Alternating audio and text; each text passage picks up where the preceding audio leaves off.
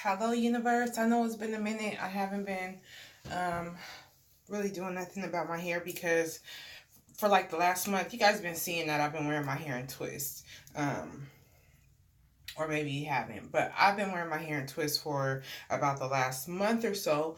And I would wear my hair in twists for about 2 weeks. Well, the first 2 weeks I wore it in twist, just my normal hair, and then I messed around and got it wet and it loosened them up because I didn't braid it at the root first. And then I took those down and did the um and just did some large jumbo twists with, I think it was Cuban curl or something like that hair. They came out real bomb. I did the rubber band method that time. I wore those for about 2 weeks, but the hair kept getting snagged on my gloves because I wear gloves when I'm at work, and the Velcro kept snagging them and just snagging them, getting caught, and it was super long, so it was starting to get on my nerves. But I really did like that look. And then, so I took those out and I went and just bought some regular braiding hair and did some twists, braided those at the roots and then twisted it down. And I wore those for about 2 weeks as well. So all in all, I've been wearing, oh, actually when I did those first twists, I only kept those in for about a week. So all in all, I've been wearing those twists for approximately 5 weeks. I also, there's a little baby. Before that, what? Before that, you guys saw I was on vacation. I did a review for Shenandoah restaurant. I had twists in then. I had wore those. So I've been wearing twists. I've been really just trying to keep it in protective style because when it's not, I tend to get antsy and a little itchy, and I will start doing some stuff like coloring, or I'll just start doing stuff I don't even got no business doing. So what ended up happening, before I put those twists in, I went ahead and colored my hair red, and it didn't give me the red that I was looking for. And like within a week, I was already just missing like that brownish, blondish, dishwater kind of blonde that my hair has been. So I gave it a bleach bath to try to pull out some of that red because I wasn't feeling it anymore. I wanted it more orangey, goldeny. So it did pull quite a bit of it out. You guys saw how red it was on some of my other videos. So it did pull it out. It made it orangey, kind of brassy, kind of orangey, reddy, orangey. I don't know. But that's more kind of what I was looking for, like a fire kind of look, like a wild fire kind of look. So anyway, I achieved that, but through doing that, my hair became real dry, and then I just started seeing, started looking at it real good and just started seeing some split ends. And then I started just chopping away with the twist end, just randomly chopping in crazy places. So I knew that it was time for me to get out my hair and just get back to the basics. I always used to use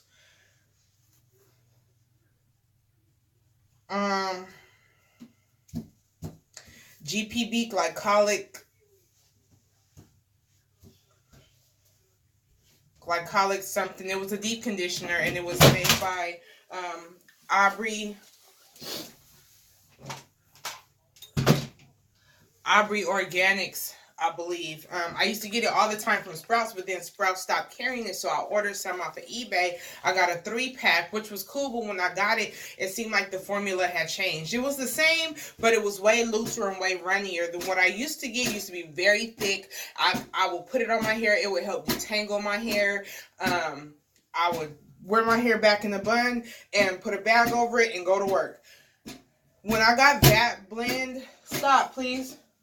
I don't know, it just wasn't the same, so I haven't ordered it or bought it again since then. So at this point, what I'm going to be doing is a whole host of just natural things on my hair. Since the first is coming, I figure, okay, let me go ahead and take those out and let me wash my hair. Last week, I was having a huge freaking problem with my scalp. Sometimes my scalp does that. It flares up. I have a seborrheic dermatitis. So anybody that has been to the doctor for seborrheic dermatitis would know that the doctor will probably give you this.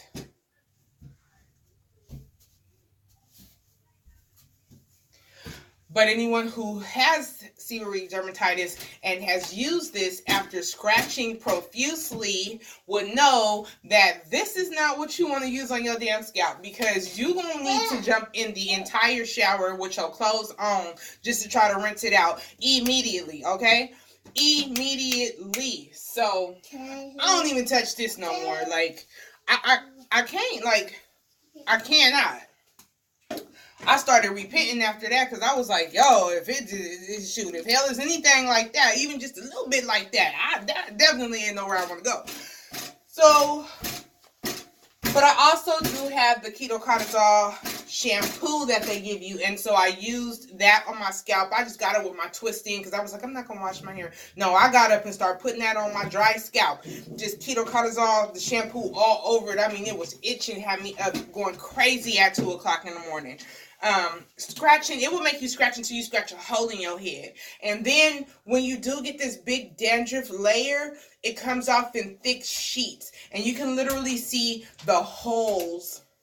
When you pull it off, it comes off in these big old sheets, just thick sheets, and you can see the hole from where each little strand of hair was going through, you know, that section of that big old piece of dandruff. So something else that works really well for that is neem oil.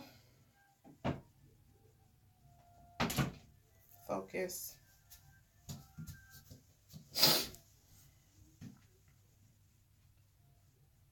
Come on.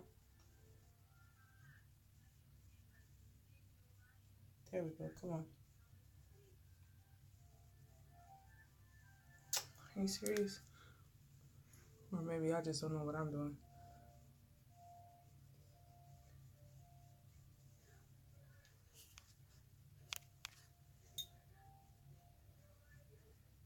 There we go.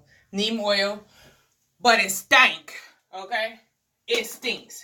You will be smelling like a batch of garlic or onions for a week, okay? You are supposed to wash it out, but you will still be able to smell that stuff. So that's an X-nay on the neem oil way for me.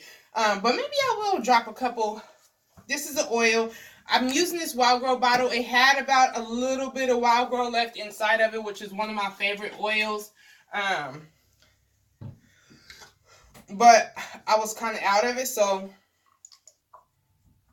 I just said, hey.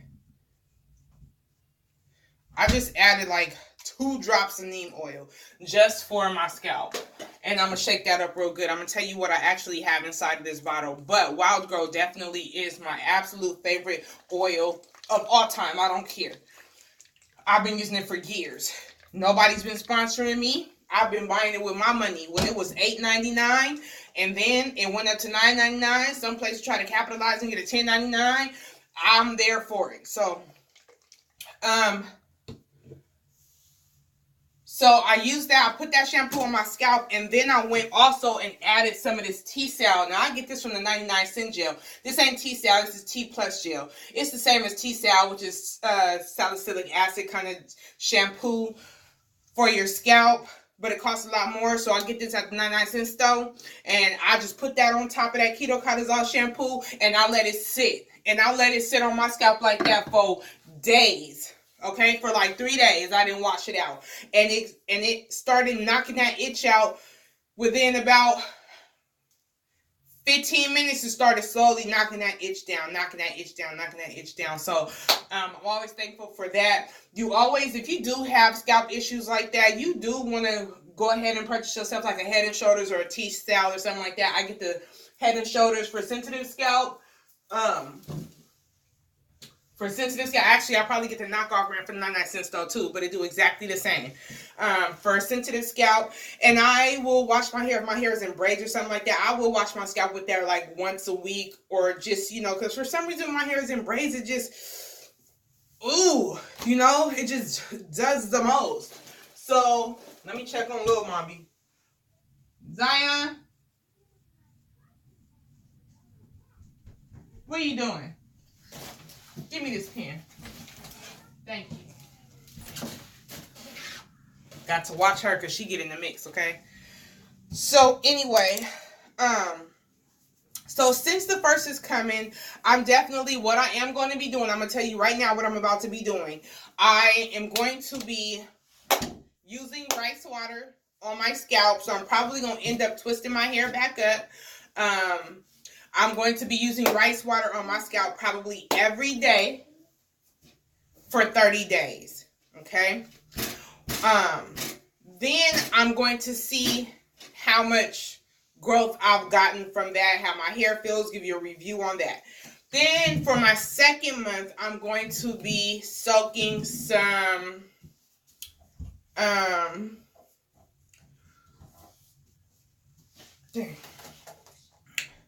I'm going to be soaking, ma'am, stop.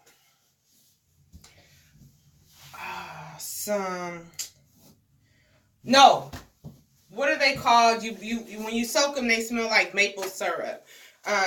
They're these little seeds.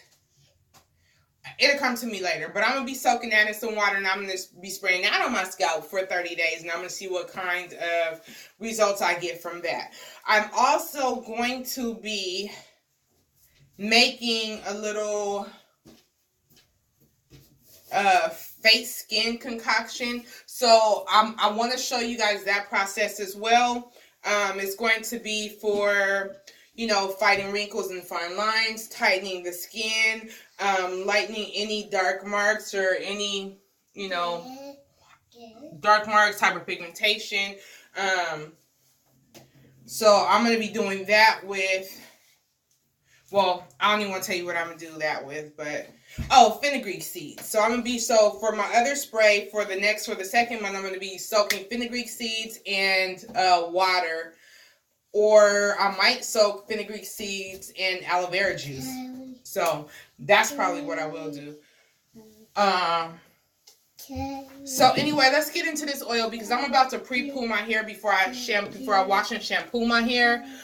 And I want to show you guys what I used for this. So since I just had a little bit of wild grow in there, and the ingredients for the wild grow, of course, is on this bottle. Girl, you about to get out though. For real. For real. For real. For real. You about to get out. Shoot.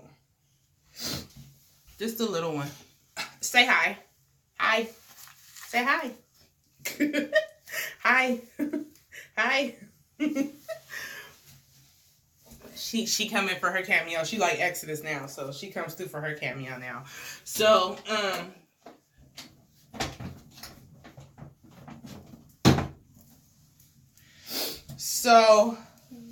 okay. So in this oil, since I only had a little bit, ma'am, no ma'am, no ma'am, no ma'am. So since I only had a little bit of that oil, I had about this much jojoba oil left. So I went on ahead and threw that inside of, and this is organic and cold pressed. I went ahead and threw that inside of this bottle right here. I also had some, I used some macadamia oil. If you are allergic to nuts or anything like that, this probably is not something you want to use.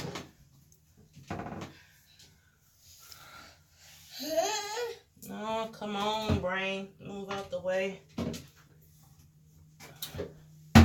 Stop. I also used some grapeseed oil.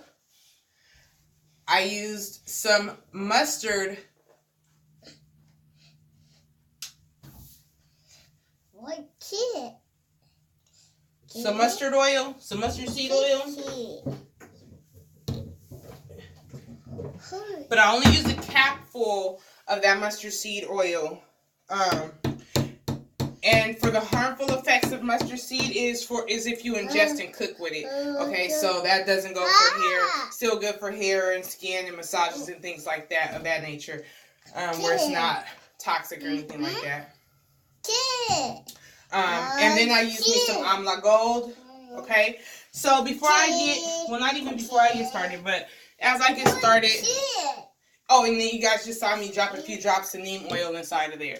So, shaking it up real good. Bye, ma'am. Bye. Bye. Shaking it up real good. I'm going to be applying this on my scalp. But what I did want to tell you guys, I want to give you the reasons why I'm using these different ones on my scalp. So, for the mustard seed, it increases blood circulation. It is a protein. It has omega-3 fatty acids in it. It is antibacterial and fungal, okay, which can help prevent hair loss, okay? Because anytime you have a fungus on your scalp, like seborrheic dermatitis, okay, it will cause hair loss. And I will tell you, I know firsthand, because the last time I had a huge outbreak, I thought I had a cancer or something. And I'm not being funny. I really, really did, because my hair was just falling out. It was just coming out. Like, every time I touched it, I was scared, okay? I had to go to the doctor because I was like, oh my gosh, do I have cancer? So, I know it does that. So, you need an antifungal or antibacterial on your scalp to help prevent hair loss, okay? Also, the grapeseed oil is quite moisturizing and conditioning, okay? It's way lighter than olive oil, even though I do like olive oil, but I try not to get to heavy oils, because again, it can cause my scalp to flare up, and that is not what I want, because it's just too heavy sometimes. Grapeseed oil will lock in moisture for you, okay? It helps to prevent frizz and split ends and dry, brittle hair, okay? Also, the macadamia nut is good for all hair types, especially dry, damaged hair, okay? So the type doesn't matter, but the condition matters. So if you have dry, brittle, damaged hair, macadamia oil is wonderful for that. It adds hydration, which helps to repair the hair, and it instantly absorbs into the hair. And again, it's another non-greasy one. So this would be an oil that Caucasians would not mind using because it's non-greasy. Okay. Okay, for the amla. Amla is used in the Ayurvedic home remedies, okay? The Indians, okay? Not the Native Americans, but the Indians. They use this a lot in their regimen and in their hair. And I'm going to tell you, this is one of the reasons, just one of the oils that they use, where you can see how they have nice, beautiful, shiny, long, strong hair. Okay? And it goes back, you know, ancient. But, it strengthens the hair and the scalp. Okay? It reduces,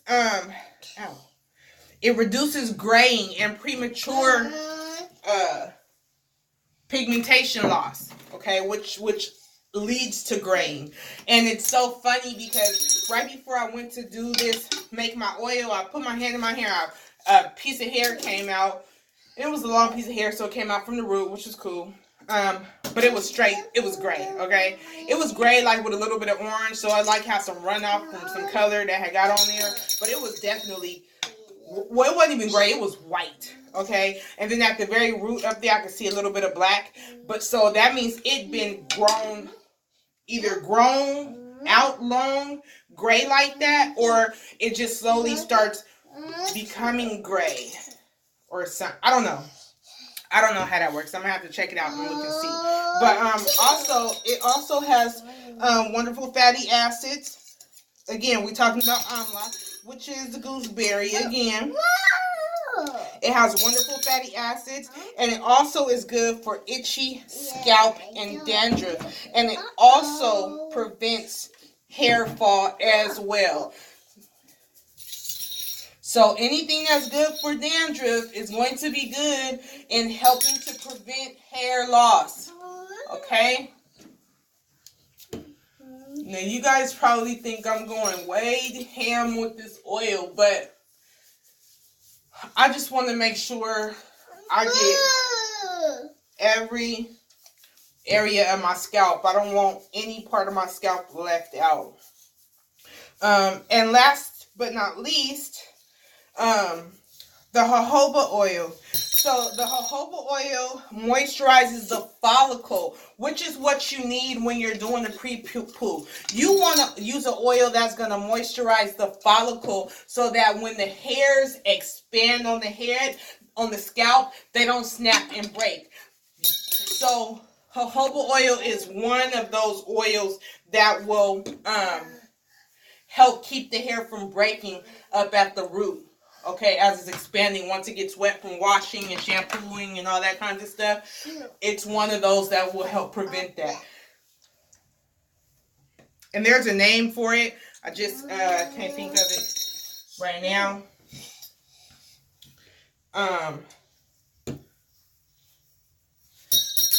And also,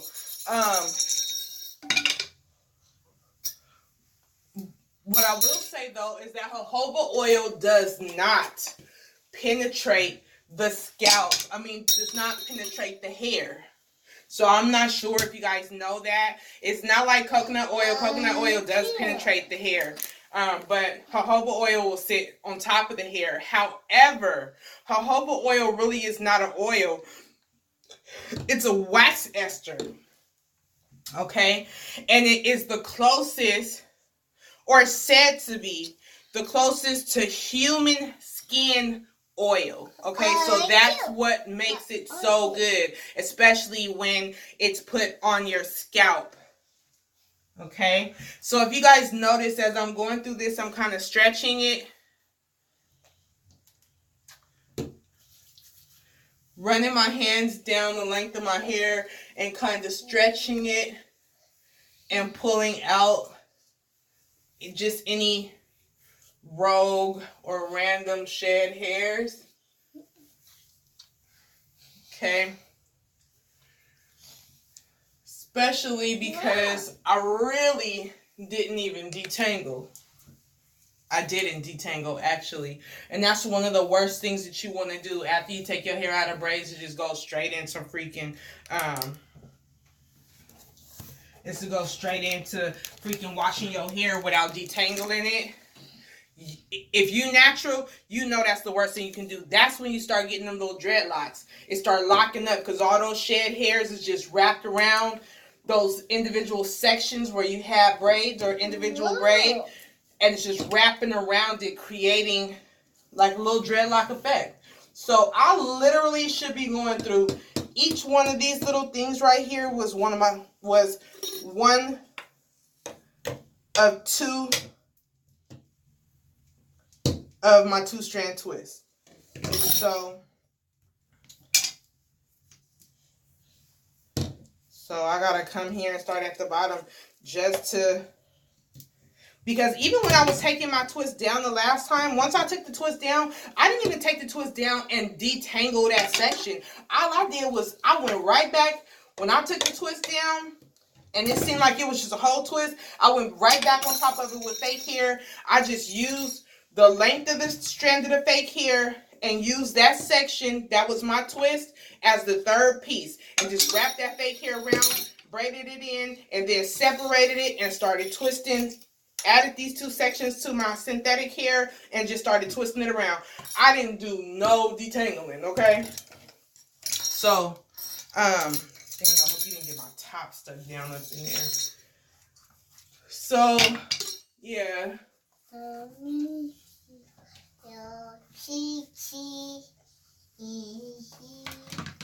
So, after I do this, I'm going to go in. What key? What key? Whoa. What is it? Get down. I really, though, want to make sure that I get these ends. I don't care what, nothing else is going on. I need to get these ends.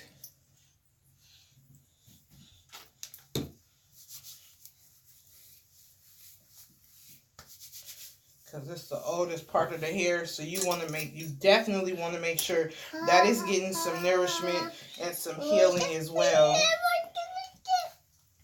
The ends are just as important as the root. And for anyone that's trying to literally grow their hair out, it almost can seem like it's more important. Stop. Move. It almost can seem like it's more important. Get out my shirt. It almost can seem like it's more important than the root, but it's not though. Because you have to have a wonderful base, a wonderful scalp in order to grow out strong hair. So,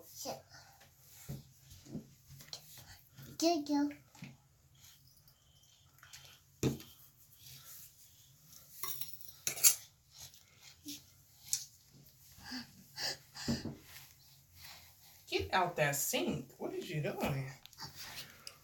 So, here's the shed hair that I pulled out. You can see it's dry. It look like straw. It's going to start a forest fire, look like. So, I think I'm going to go.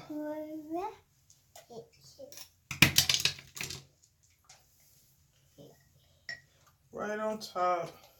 I made my tea.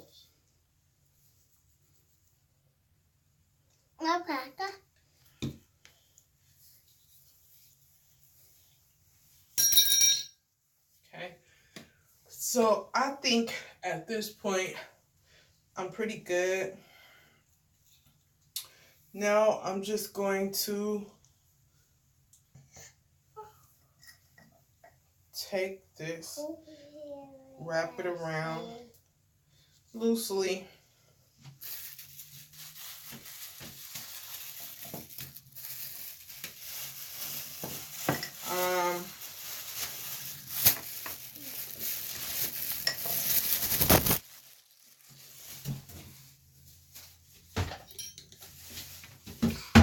Actually, I think I'm gonna go ahead.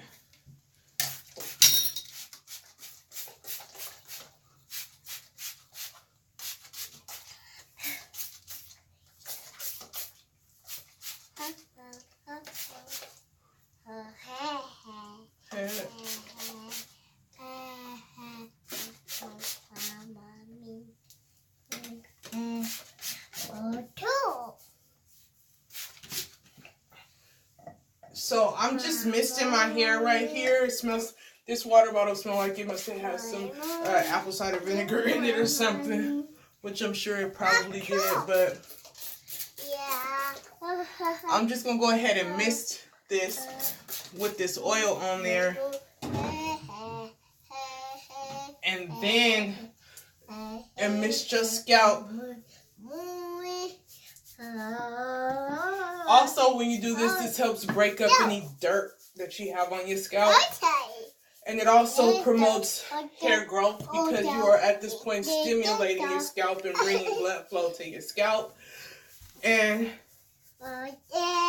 give it a nice massage. Just going up and down on the scalp. You can feel the scalp actually moving. You don't want to really ruffle the hairs, but The reason why I wet these hairs is because I'm going to put this bag on. And then I'm going to go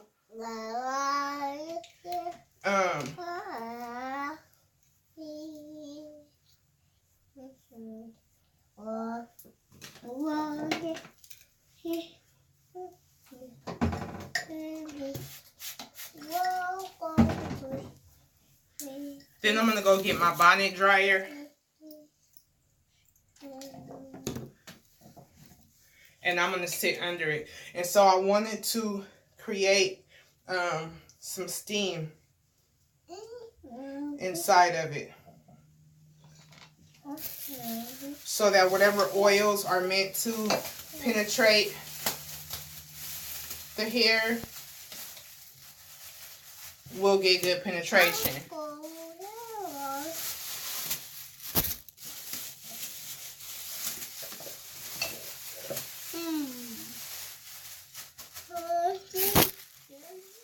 You want to make sure that you got a good seal, because when your head and your scalp starts to sweat,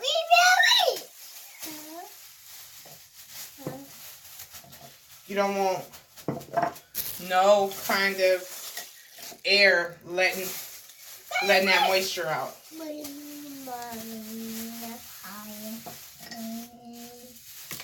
Okay, so this is already, just with these amount of bags on here, is already causing a seal. And you can see it's totally sealed all the way around. No air pockets. No air pockets. Okay, that's what you want. So I'm gonna go sit up under my bonnet dryer, let this marinate, and then maybe I'll wash it out, or maybe I won't. Maybe I'll wait until tomorrow. I'm not sure, but yeah, got to nourish your tresses if you want